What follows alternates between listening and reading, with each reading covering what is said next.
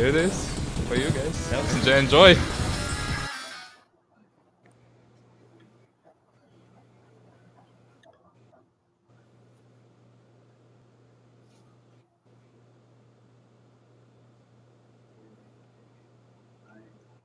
We are live. Welcome to We the Thunder. No shooter here tonight. He's been replaced, hopefully for good. This is Deandra Lou from Hockey News. You can also see her on 1025 or hear her on 1025 The Bone. You can see her up in the press box up at Emily. She also does ESPN for Southwest Florida. Yep. A lot of things. How are you doing, Deandra? Hello, I'm doing good. Thank you guys for having me on. It seems like one of us is always missing when you're on. I actually just listened to the podcast when you and Shooter were here, and I was missing. I was at a taping of the block party that night, and I wasn't able to call in. And I remember listening to it, but I was like, I want to listen to it again just so I don't re-ask you the same questions and have to have you tell your life story again. So I re-listened to it today. It has been, that was December 20th, 2023. So you have Oh, not been wow. back in over a year. I was going But to a say, thing that you said in that podcast, a thing you said in that podcast was our defense was missing someone like Ryan McDonough. I'm not And that surprised. stuck out to me today because I was like, man, she knew the future going into this. I said, here we are a year and a month later from when she first appeared, and she talked about the defense that night before that podcast. You guys did that podcast. Sergachev was when he hurt his leg, and you reported that he was seen leaving in a cast. And so you were talking about the defense needing a Ryan McDonough type person. And now here we are with Ryan McDonough on the team with a different injured defenseman in JJ Moser, who we finally saw was skating the last couple of days on this road trip. But still, for those fans that are watching, don't expect him to be back. Cooper's already said it's going to be after the Four Nations. That was the timetable they originally said, and that looks like the timetable they're going to go with. So, how are you doing? I am doing great. I love that I actually don't remember too much of what we talked about because it was a year ago and I feel like so much has happened then. So I love that you looked it up, and I'm actually not surprised that I said that about Ryan McDonough because I felt like the 2 years that he was gone, I realized that I just talked about how he needed to come back for 2 straight years. Shamelessly, I guess I was just trying to manifest Ryan McDonough coming back to Tampa because I knew that they missed him and they just were never the same without him, right? So that's actually kind of crazy that. And also, I don't know if you saw, but I just did a story on him asking him about what it's been like since he's come back to Tampa. So, full circle moment there. And yeah, I mean, a lot has changed in a year, right? The team is totally different from what it was last year, like you said. And, bringing in a guy like JJ Moser, who was doing so well before he got injured. And obviously, it'll take him some time to get back into the swing of things, but I think it's going to help a lot when he comes back. Yeah, you know, the defense, we kind of saw it last night in Boston, is definitely missing a piece there. I'm not sure if Lilleberg can really replace a Moser, if a Perbix. I've been reading on different social media sites that people are complaining about Perbix, people are complaining about Lilleberg. What's your thoughts on that? There obviously people forget that we are missing a JJ Moser, but then also before he he was hurt. Um, it had just looked like they were just getting in sync with him on the team, and then this happens with him. Uh, where do you see that going here in the next couple months? Yeah, well, I feel like I get it too. I think people panic. Like the sky is falling every time the Lightning have a rough game. My tweets that people send me are just some of them are so out of control and I'll just let them go because I'm like, you know what? Tomorrow when they win, then they'll have a totally opposite view of what they just tweeted me. So, yes, I know. I've seen some of the tweets. I do think, obviously the Lightning are going to make some moves, right? Because I mean, the team that they built this summer is very talented. They brought a lot of young guys in, and it's just a totally different vibe. And they're faster.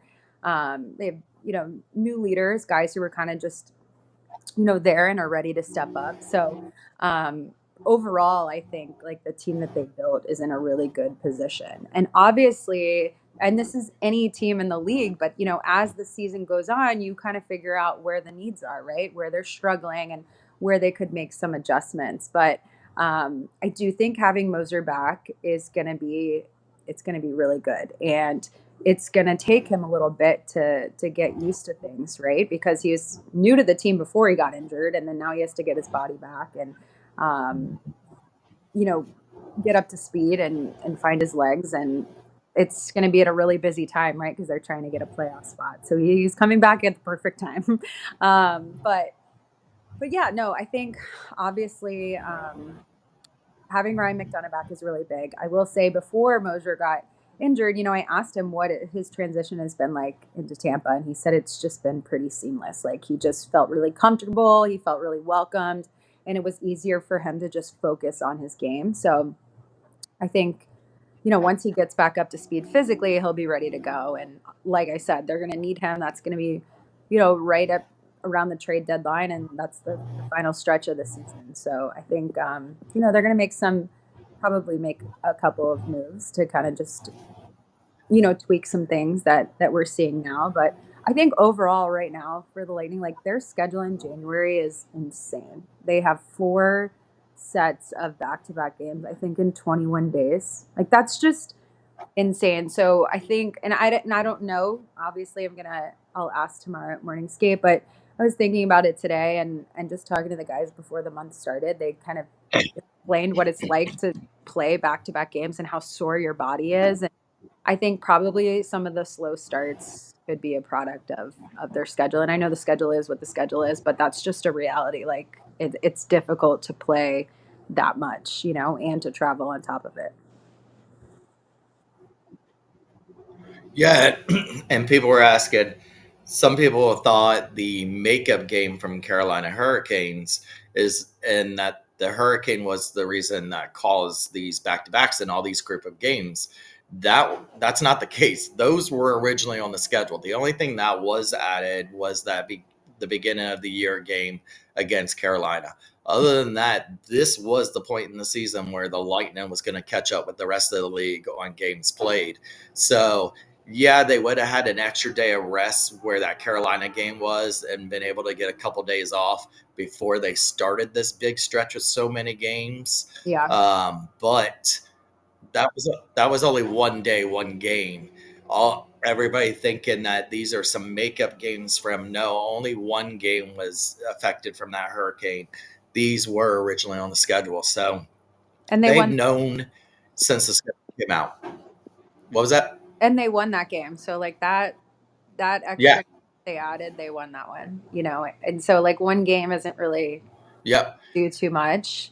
But but yeah, I mean I do think just knowing like what their body that there's things that we don't see that happen behind the scenes and like what they go through, and just physically having a schedule like this is a lot. So I would think that probably the slow starts and some of the fatigue at the beginning can probably be attributed to the schedule that they have. And like, I mean, that's not an excuse. It just kind of is a reality of how it goes. And other teams, I don't know what other teams' schedules look like, but I do know that the Lightning played the least amount of games in the first part of the season until this month. So They got to make them up somehow. Uh, I had posted yesterday before the game, and I tweeted out about it today. Yesterday was officially game number 42, which meant the first half of the season was over. That was game one of the second part of the season. They finished the first half with the third best differential in the league, only behind Winnipeg and the Capitals. Mhm. They finished third place in the Atlantic. They 49 points, 13-6-1 home record, 10-9-2 away record. What do you say about that first half? Is that something you think they exceeded their expectations, right where they saw themselves, or do you think they're not happy with that first half of the season?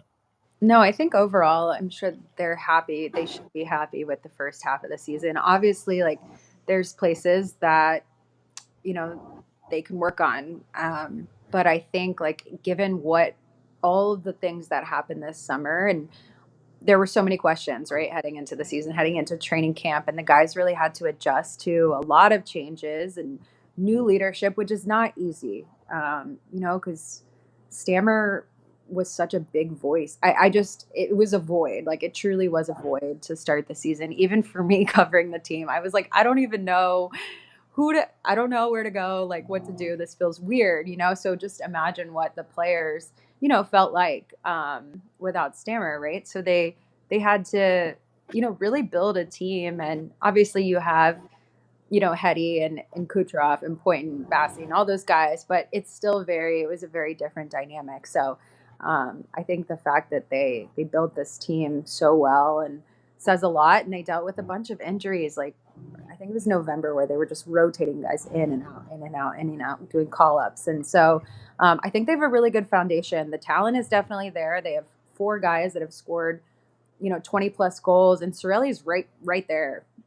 So they could have five guys that have scored 20 plus goals, which is just insane. I think most teams, any teams behind them, have like two. So I think they have a really good Yeah, I foundation. really think they've really spread it over this season where it's not just one player, and I like that. And I think that's what we had been missing in previous seasons was that multi-threat. For years it was just Stamkos and Kucherov. Then came, Point was there also, so it was those three. If you covered those three, you Mhm. basically would kill any kind of offense for the Bolts. Now you see Hagel, who's absolutely skyrocketed this season. You see Sorelli, who's having one of the seasons of his life. And then Paul is also doing the Paul that we saw when he filled in a couple years ago. Yeah, no, Nick Paul. I love the story of Nick Paul training with Kucherov this summer and using a new stick and working on passing, and you can see how confident he is, and he's doing all those crazy Kucherov passes, and it's cool to see just knowing that he stayed in Tampa. A bunch of them did, but that he stayed in Tampa and worked on his game, and you can definitely see. Obviously, he's on the third line, or he's been on the third line, and um, I think probably if he was up in the top six role, we'd see him probably score more. But um, I saw somebody asked a question about the trade deadline, which kind of gets into that. I think Yeah. obviously we're talking about depth scoring, and having Sterling and Hagel have the seasons that they're having is so big, right? But you need scoring from, those third and fourth line guys. So I do think when it comes to the trade deadline, I mean, that to me, like a middle six guy is, I would think. Now it's very difficult to try and predict what Julian Brisebois is going to do. And I've kind of learned to never, ever do that. But I would say like, that's where the need is right there. I think as far as the defense goes, I feel like they have a pretty good grip on that. Once Moser gets back, I think they'll be in a really good place. But who knows what he's got in his back pocket? Who knows what moves he can make? We do have a second round pick now, so I'm sure they'll use that. But they definitely need a middle six guy going into the playoffs. I think that there's definitely a need there. And before anybody says it, Yanni's not coming back here, guys. Oh my Yanni's not God. coming I back. get so Stop. many tweets about Yanni He's Ford. He's cost too much money, you guys. it's, Seattle is very, very much shopping him around, but Yeah. Tampa cannot afford him. Someone who I I could see actually coming back on a league minimum deal is Tyler Johnson, who's without a team. You know, Boston released him from his contract, and he's hasn't signed with anybody else. So you know, I could see the Lightning going for him as he already knows Coop's system. So he wouldn't really need. We always see these midseason pickups in the past. We saw, you know, Paul and Hagel. Before that, it was Gaudreau and Coleman. Mhm. We always see these midseason pickups, and we're always like, well, you guys got to give them time to get with the system. Got to give them time to get with this system. I think Tyler Johnson's someone you can actually see get in there. Do I think he's really a scorer?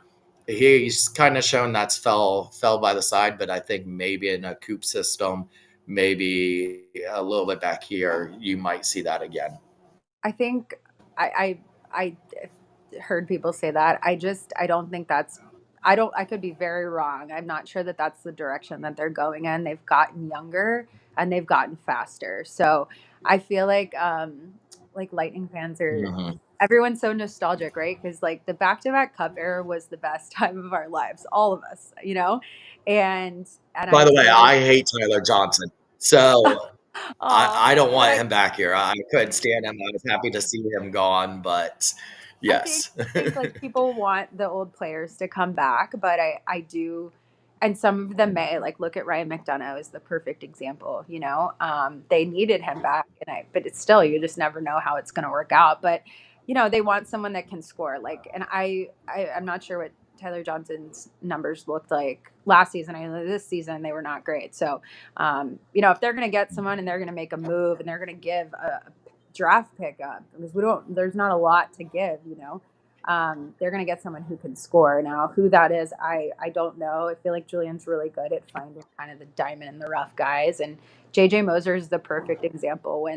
When they traded and they got him, I was like, I don't really know who this is, you know. I got to do some research, and he just turned out to be a really good fit for the team and exactly what they needed. So I don't know. We'll see what they do. They definitely need a middle six guy, though. They need someone who can score. If you think about like the playoffs last year, the Panthers, like if the Panthers can shut down Cooch and Point, then you have Hagel and Sorelli and obviously you have Gensel, but like you need someone back there that isn't being covered, you know, that can score for them. So I think it's kind of obvious now. I feel like now we're at the point halfway through, you can see where the needs are, and I don't know. I feel good about the where this team is at this point in the season.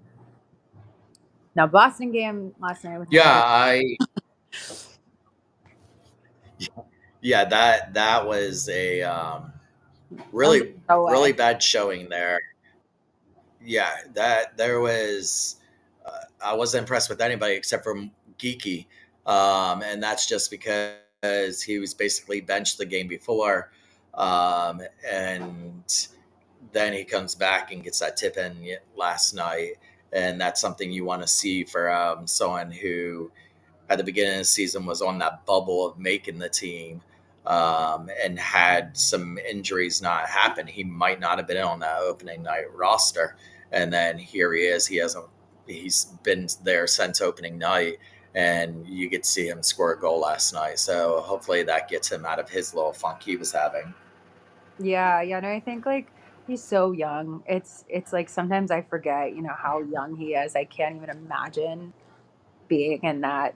I don't know. That's a lot of pressure. So, but also I think obviously Coop is doing a really good job with him, and scratching him was the right decision and came back and scored. So, you know, it's nice to see like the moves that they made this summer. I'm glad that Geeky got to play. Like I'm glad because, um, you know, now they can develop him exactly how they need him to play, and Hetty played really well. Actually, Hetty played well last night.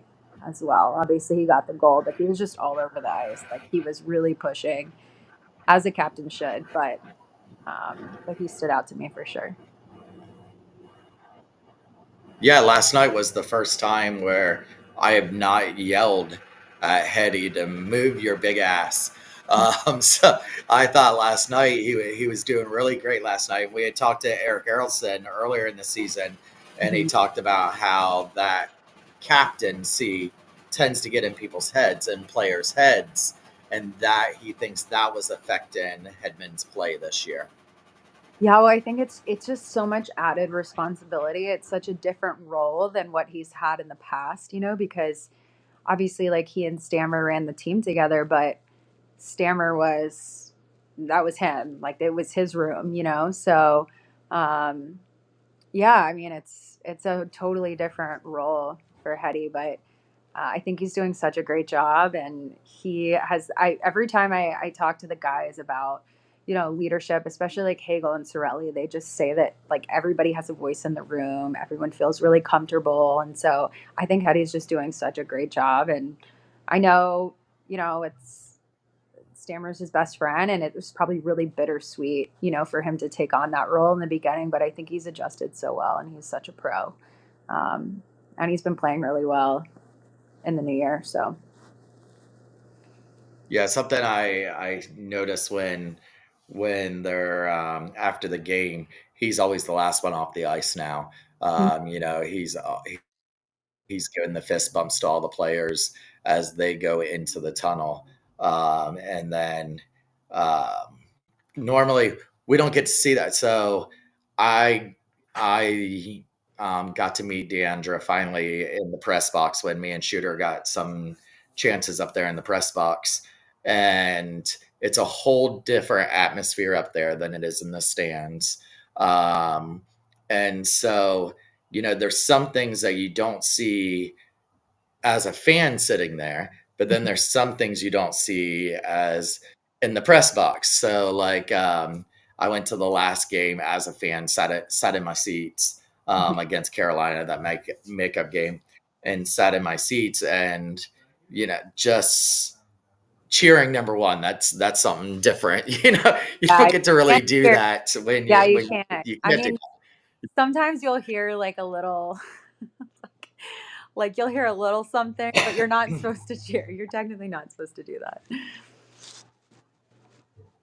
Yeah, the I want to say it was like the second time Shooter and I was up there, and we were tied, and it was coming towards the end, and we scored, and I just cover my mouth like this, and I go, "Fuck yeah!"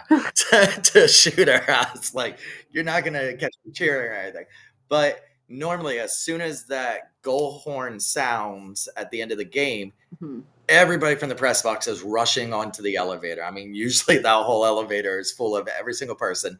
Then you go downstairs, you reserve your seat for Coop's press conference, and then you go straight to the locker room, wait for them to open up the locker room. So you don't really get to see that going into the tunnel and the 3 stars. I mean, you don't get to see all that when you're in the press box because you're hurrying getting downstairs to get in place for interviews.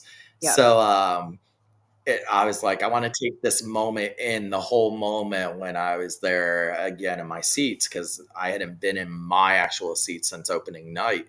And so I was like, I want to take this in. So I was sitting there and I was paying attention, and Hedman was sitting there waiting for every last player to get off the ice and was giving them five. And then he was the last one down the tunnel. And I was like, okay, I respect that a lot because that wasn't something Stamkos did. So that's something he took in on his own to make sure he's doing that there. And I thought that was really cool, and some of the leadership that he has for the team this year. Yeah, no, yeah, that's a great point. You don't get to see any of that. A lot of times I get home and I see all of that stuff. Like once I get home, I sit down and I'm eating, and I like, pick up my phone and I'm like, whoa, and I go through everything that I missed because you're right. Like up in the press box, I mean, we don't. You kind of, I mean, I guess you can watch the replays on the TV, but sometimes by the time you look up because it's delayed, it's hard to see, and there's it's a totally a different Mhm. viewpoint. So I see everything after the fact, for the most part. and we don't hear, like, there's no sound, so we can't Y'all hear, come home. which is another thing. Yeah, I'll come home and I'll be like, what is this that everybody's talking about? Why didn't I see that? So then I'll have to go in and see what they're talking about, or be like, oh, now I get it. Because if people, you can take the game day tour. Any game day, you can go on the tour. I think it starts like 2 hours before the game or 3 hours before the game, and they Mhm. actually take you through the press box. You get to walk through it, but there's like TVs. You have two TVs up there above you, but there's no sound. Yeah. And then you have she's fancy because she gets to sit on the Tampa Bay Lightning side. So if you look over towards 321 ish and look up, that is anybody that covers the Lightning that are part of the team or the NHL media. It's also, you'll see the Lightning staff sit up there. And that's where Deandra is. That's where Eric Harrelson is. That's where Jay Retcher is. That's where Bobby Lee Cheek Taylor is. JBB, the goalie coach, all them is sitting there. And then right around 317, the front section is the away team's press, and then the back section is Tampa Bay Lightning fan podcasts like We the Thunder here, and then there's a couple other ones, and then you'll also see the scouts for the other teams that are up there. So anytime they're there, they're sitting up there.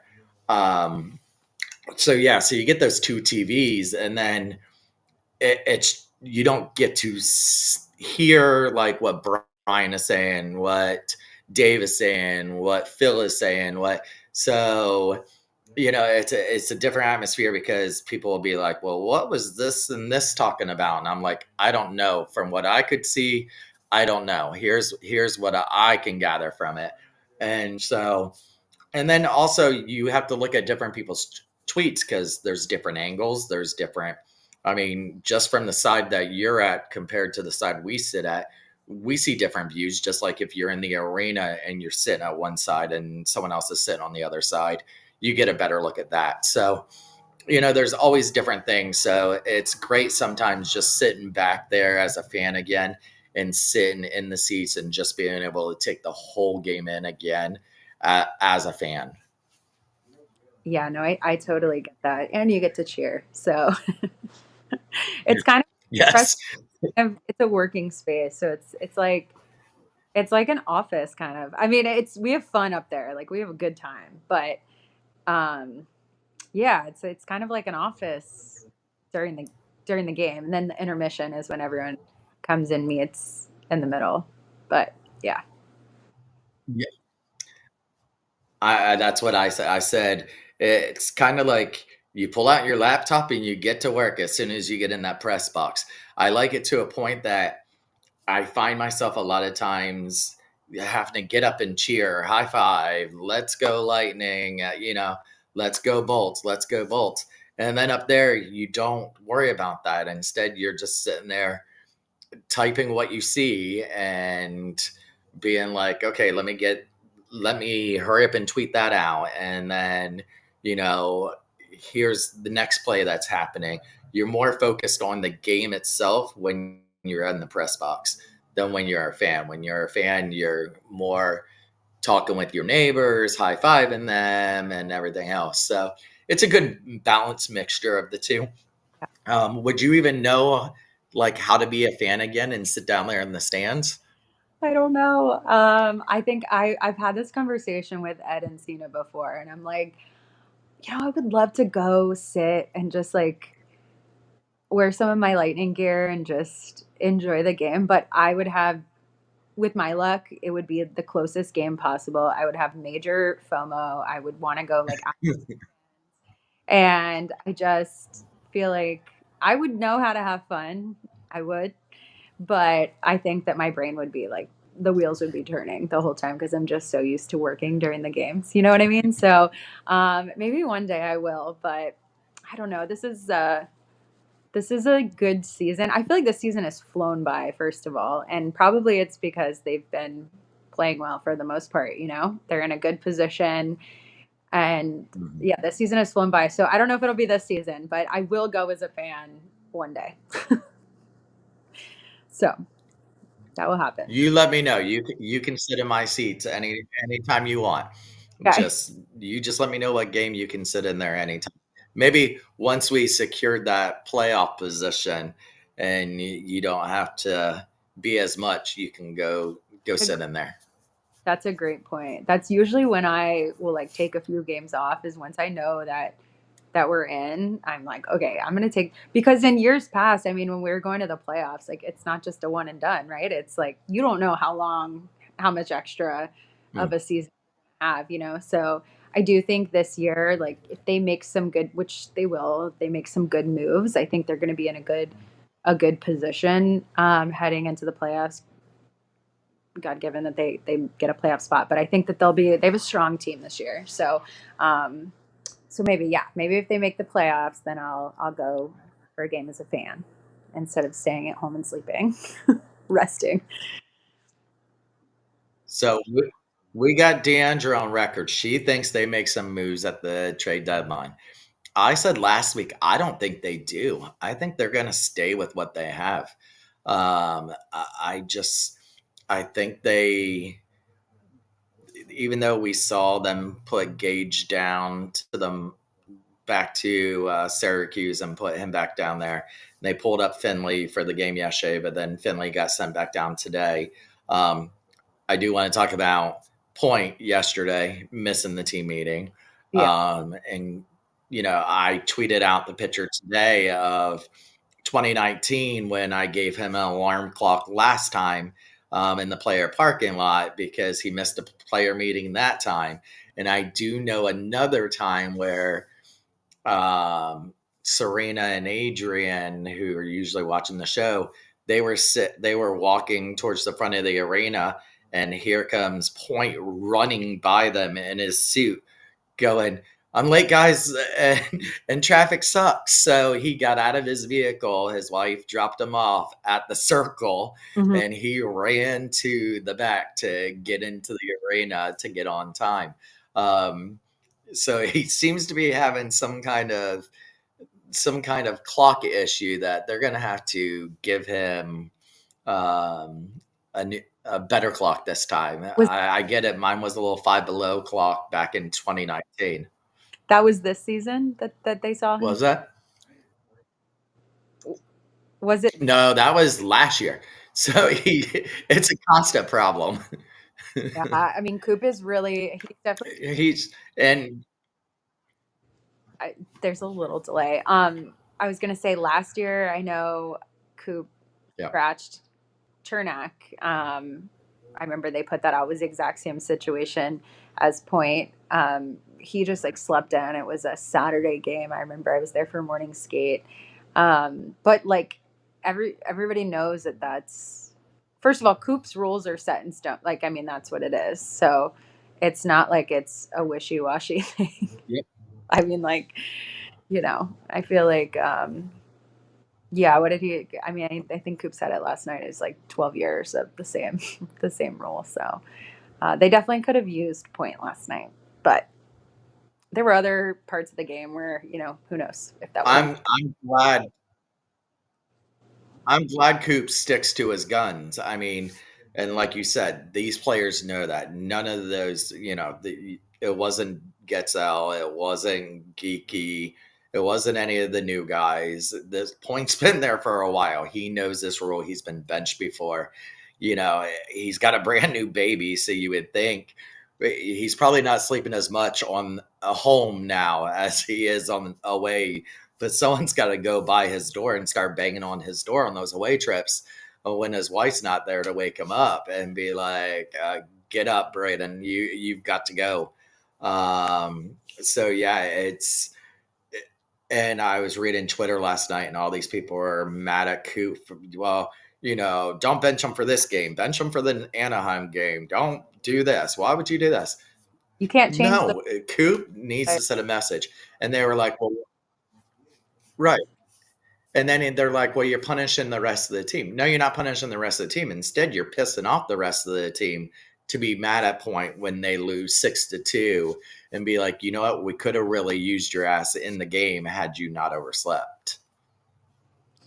Yeah, no, I mean, I think like it's just team sports, right? It's professional sports. Like you have to be disciplined. And I mean, Coop is a great coach and like he's very, I feel like he's just very straight up with everything. So I think, yeah, I mean, it's on point. And he's such a great guy and such a great teammate that I'm sure I'm sure he took it really hard, especially because he's such a clutch player. And I noticed like the national media, the national media never wants to talk about the Lightning unless it's something like Braden Point is healthy scratched or Nikita Kucherov is out. That's the only time that they ever want to talk about the Lightning because people don't want the Lightning to do well. And I noticed last night, I mean, it was everywhere. And I kept thinking, God, like it would just, I'm sure he's really upset that it happened, but you live and you learn. They're grown, so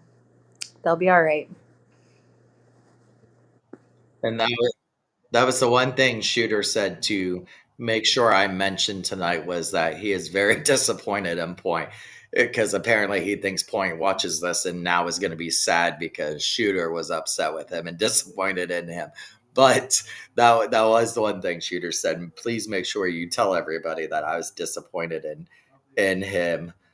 So I've said it. He was disappointed in Point for that. So we have a game tomorrow night against Ducks. Killer back again. When we just played against them in Anaheim, of course, we were winless in that California trip. Yeah. And Killer had some some part in that game. And then Newly announced his wife is pregnant and he's going to be a daddy. So Killer comes back to Tampa, was a longtime fan favorite. Not so much of mine, but what do you expect tomorrow for this little preview with against Anaheim? Well, I mean, the Lightning are definitely going to want to get a win. Like they have to get a win, and especially losing to Anaheim, a couple weeks back on that road trip. Like there's no, I'm sure they're going to come out strong. They know that they can't have a slow start, and um, I'm sure they all rested up today. But yeah, I mean, they're going to have to get a win. I feel like Killer's been gone. I know last year was like his first with his tribute and stuff, but he's been gone long enough. I know Lightning players always want to score when they get to Amalie. So maybe he might get a goal, but we'll see.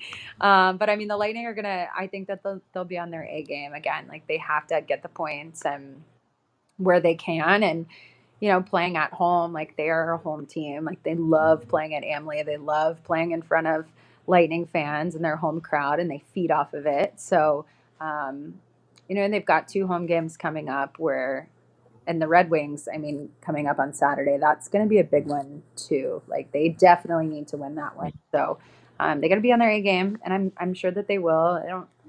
No, I think sometimes people, it's not like they're trying to lose games, contrary to like what people say or what the tweets that I get and things like that. They're not trying to lose, but they're trying to win. But I think the game in Boston was rough. So I'm sure they'll be ready to go tomorrow. Yeah, they have three very winnable games coming up. They have the Ducks, then they have the Detroit Red Wings on Saturday. Then on Tuesday they're against Montreal.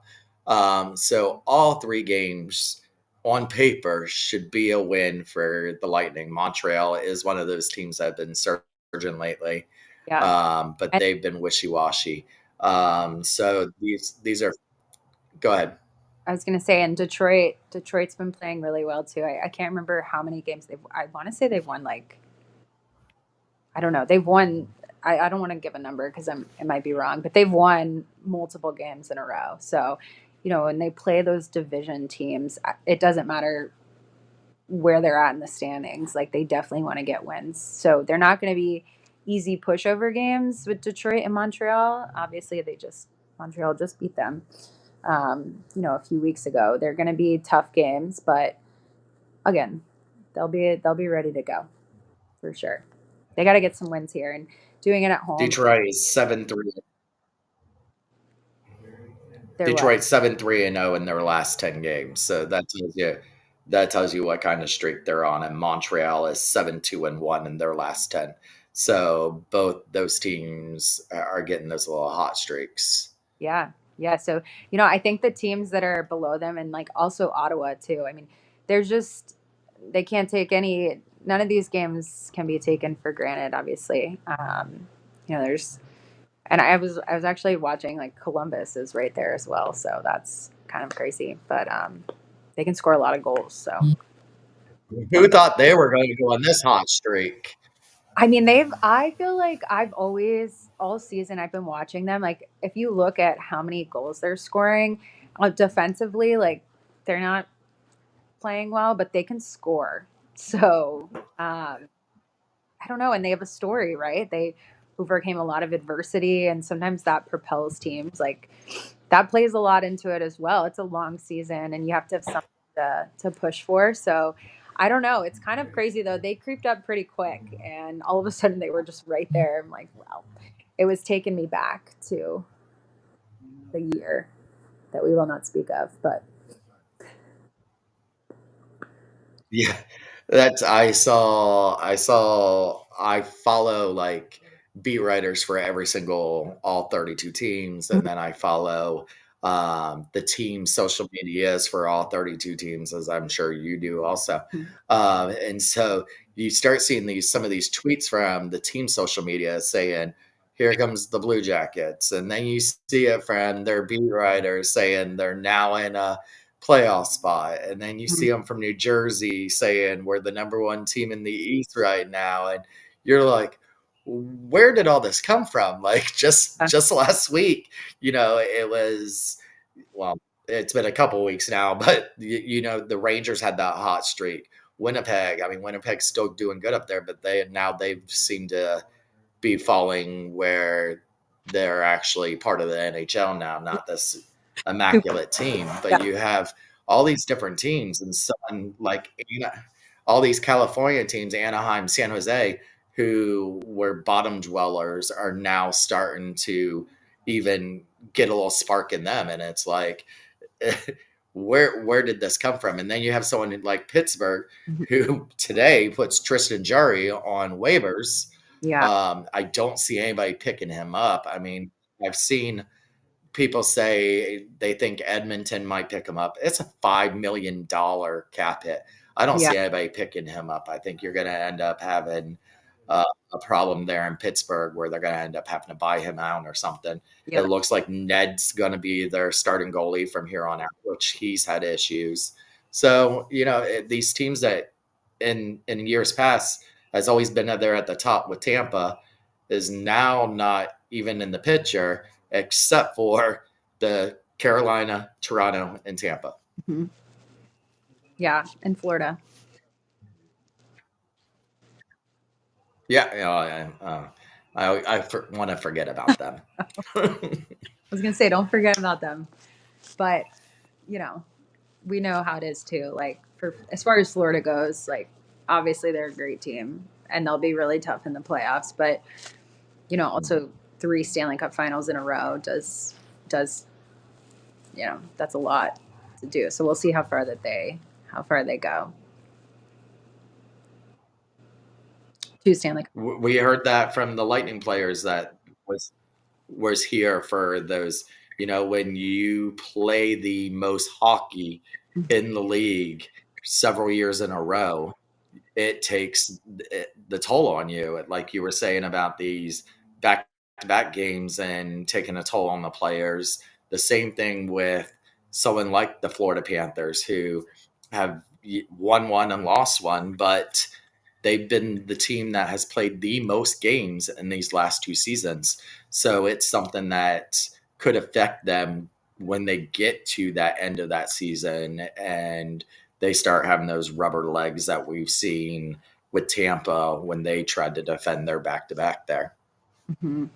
Yeah, no, I agree. Like we'll definitely see down the stretch kind of where they're at and if there's wear and tear, but I'm sure they'll be a tough, I mean, they're going to be tough no matter what, but as the games go on, that's where you can kind of see the effects of winning a Stanley Cup, and then obviously they were in the Stanley Cup final right before that. So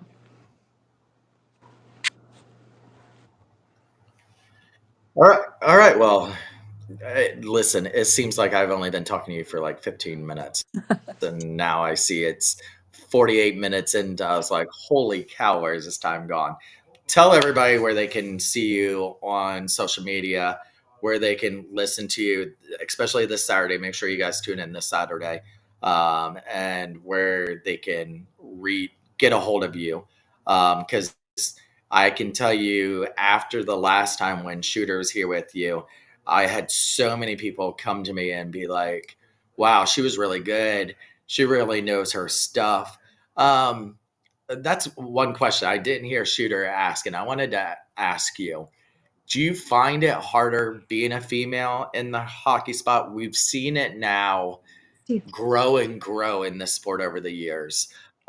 With the Lightning has always been on that cusp of always having, the female there. We finally get to see the first female assistant coach in Seattle. Mhm. And I don't think I think next season you can see several of those be coming in, because a lot of eyes have been on her in Seattle there, and I think we see a lot of that happening. And not only that, women's hockey is growing. They just had it in Denver, and the fans were chanting, "We want a team! We want a team!" there in Colorado. So I think that league will be growing a lot more, and I think Tampa would do good with the team here.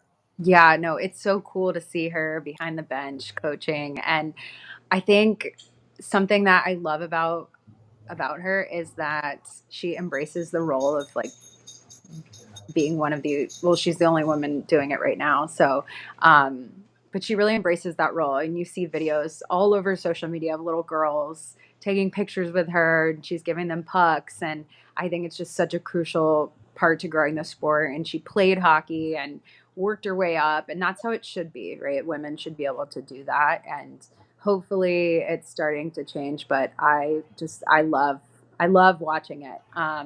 For me personally, I feel really lucky that I'm covering the team that I am. I'm in the market that I'm at because I don't really, I feel so comfortable, and the Lightning are great, and I treated just totally normal to where I don't even really think about it at all, and I don't have to. And really, that's how it should be. But that is why I love covering them so much, is I can just go and do my thing. And um, it is hard. It is really hard being a woman working in sports. But again, like covering the Lightning, I don't have to worry about it. I do have friends that work in other markets, especially some of the northeastern markets, where it is really, really difficult. It's really hard to be a woman covering the team for multiple different reasons. But and then you'll see like some markets, even like in Toronto, like you don't see like women beat writers. You don't see them in there. You really don't. And so there's certain markets where there are no women Mm. covering the team. So again, like I just feel really lucky. I've had a great experience, and I love doing it. I love covering the team. So I really, in general, yes, it's really hard to be a woman working in sports, but my specific case, I feel like I have it really good. As as a guy who loves this team, loves this sport, seeing people like you and Gabby Shirley, um, in that locker room, reporting on the team, getting more female interest, which is also a catch 22, because you're a female, some girls get because you get to do this, and some are judgmental. But when I go down, being behind the scenes now and being able to go down there in the locker room and the press conference and see that the players don't treat you guys any different. Coop doesn't treat you guys any different. Which Coop, I would never expect him to treat anybody different. Like he's just a straight shooter no matter what. He says how it is to anybody he wants. Mhm. But even the players, like, they don't even think twice before doing anything in that locker room. To them, it's just normal every day. And Gabby's right there with the microphone. You're there with yours. I mean, I like seeing that, and I think that it grows the sport a lot. I know I want to say over the years, probably close to 150 to 200 people to their first NHL game. And not one person has not came back for a second game. And that's because that team, that atmosphere in Amalie Arena is like no other and is so much fun that everybody always wants to come back. And half of them have been females that have came, and it's just like, come see the sport, come grow the sport. And that's what I like that Lightning are always continuing to do, is thinking outside the box and growing the sport more in every way possible. Yeah, no, I agree. I feel very, very lucky. Yeah, I feel really lucky covering this. Players, coaches, everything about. So how can people get a hold of you, message you, follow you? Well, I feel like Twitter is probably whether I want to be really active there or not, I am most active on Twitter. Um, it's Deandra_Lou is my Twitter. And then, yeah, like you mentioned, I do the pre games on Saturdays with Mike O, which this Saturday I'm going to be filling in. So I'll be on there for like an hour minimum, which that should be entertaining at the very least. But yeah, definitely tune in there. We talk a lot of Lightning hockey. We share funny stories, and Mike's been around for a long time. So he always shares like his stories from the first Stanley Cup, and then I'll share my stories. And I don't know, I feel like it's always a good time. So, Did you grow up here? Did you grow up in this area? grew up in Florida. I grew up actually, my whole family's here now, but I was born in Daytona, on the East Coast originally, and then came over here. My family came over here, and then I ended up going to USF and been here for a long time. But I was born in Daytona originally. You're not as old as me, but I know I've heard of Mike O for a long time when he was back with iHeart, and before they were even iHeart and stuff like that. So Mike O has always been somebody that, in case people that don't know, Olivero, Mike Olivero, he's now the promotions director at the Bone, or I think the Olive Cox Mhm. media there, and he does a pre-show on Saturday game days. He also has his own show on Saturdays called the Mike O Show. Um, very, very, very knowledgeable, and very big into hockey. Mhm. And so there is, I always have listened to him ever since he started the Mike O Show. And the one time I was like, you know what? That's someone we have to have on. So I tweeted Shooter and I was like, listen, get Mike O. And Mike O liked the tweet and he's like, okay, so we're finally going to have him on. So All that. I think he's on in 2 weeks. So if you guys, yeah, I'm so excited. Like, he's only talked to Shooter because I was Shooter's. In case you guys don't know, Shooter's the good guy. He knows how to talk everybody and smooze everybody. I just come on here to talk hockey. That's it. So he's been talking to Mike O and has had the conversations for like 3 months with him, 4 months, 5 months, and so finally he's coming on, and it's like we're about to interview a former Lightning player, because I have been in Tampa forever and have seen his career and heard of Mike O all throughout the year. So I'm excited. I finally got to meet him one of the times we went to the press box. So Oh, I love that. that's my Mike O. He's a legend in my book. You get to sit there with him. Um, but yeah, for someone that has followed this team since they've been here and for has always listened to Tampa radio, it's going to be great because I have heard some of his stories that he tells on the Bone. And if you guys don't listen to 102 the 5 the Bone on Saturdays, tune in. It's a funny show whether he's talking about lightning or not lightning. Tune in. He's really good, and he'll occasionally throw lightning tickets out there if you're ever looking for lightning tickets. Yes, he's in charge of all of the tickets for the Bone. Yeah. So, all right, Deandra, thank you for coming on. I was excited to be able to do this with you because I missed last time, and that's all I got yelled at for was not being on the show when you were on. I finally got to meet you our first time we were in the press box, and I was like, "When are we having her on again?" And then Shooter's like, "Here's the date. Oh, and by the way, now I have to work." So he's like, "Do you want me to reschedule, or do you think you can go solo with her?" I was like, "No, I want to interview her. I have been looking forward to finally hearing you again." And like I said, I listened again to your guys' one from a year ago today just to get a refresher. What real quick? What's your thoughts on the outdoor game, the Stadium Series game that we got announced to have? I'm so excited. I First of all, it's so crazy that it's the same weekend as Gasparilla. I was like, oh great. So that's gonna be a weekend for the books. That's gonna be a long one. But no, I'm so excited.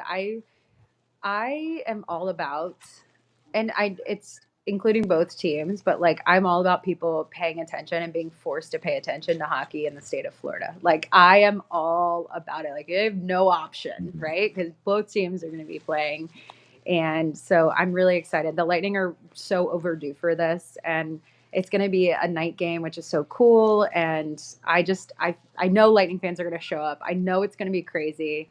I know the tailgate is going to be insane, and I can't wait for that. I definitely, yes, I'll be covering it, but I really want to be able to walk around and see all you guys tailgating and take videos and just like take in the whole experience. It's going to be so cool. The only thing I'm upset about it being at Raymond James because we saw in Nashville where they took that trolley thing and the tractor thing, and they showed up in their cowboy outfits and everything. How cool would it have been on Gasparilla weekend them to come by boat to Raymond James? But of course they can't, dressed in pirate gear, and that's how they came into the thing. I mean, Hillsborough River is still kind of close. They could do something like that where they come down the Hillsborough River, get on a bus, and come to Raymond James. It's going to be interesting to see what they do. The only thing I said I didn't like about it is, in Nashville after the game, they stayed there and partied with the fans down on Broadway. Now they're going to be home. So after the game, they're just going to drive their asses back home.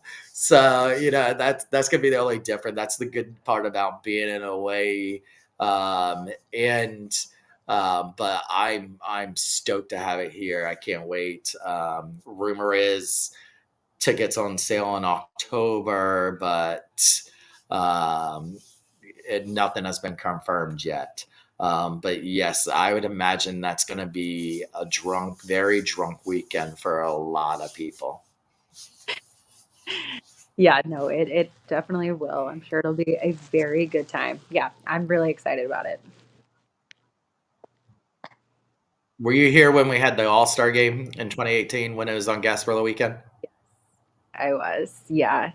And I feel like there's already so many people in town. I've seen like on Twitter, there's a lot of Lightning fans that don't live here, and I've seen them all saying that they were gonna fly here, and I think it's gonna be cool now because it's different than it was in 2018, right? Because it's like everybody lives on social media, and there's so many Lightning fans that talk but have never met in person. And just seeing all of the fans say that they were going to buy tickets, fly here from so many different states, I think it's going to be cool to see everybody connect in person to watch them play.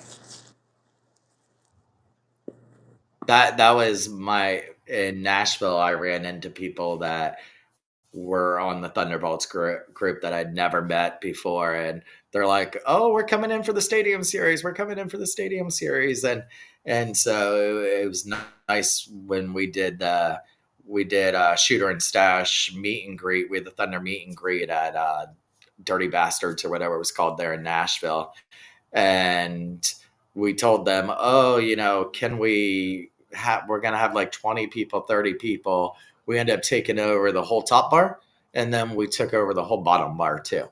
It was nothing but Lightning fans there, so it was great for that. It's going to be a little different having it at home, but I would imagine between the NHL, the Lightning, I hear the Bucks. Some of the Bucks fan groups are also going to be doing some stuff that weekend. I have a feeling there's going to be lots of things to do that whole weekend.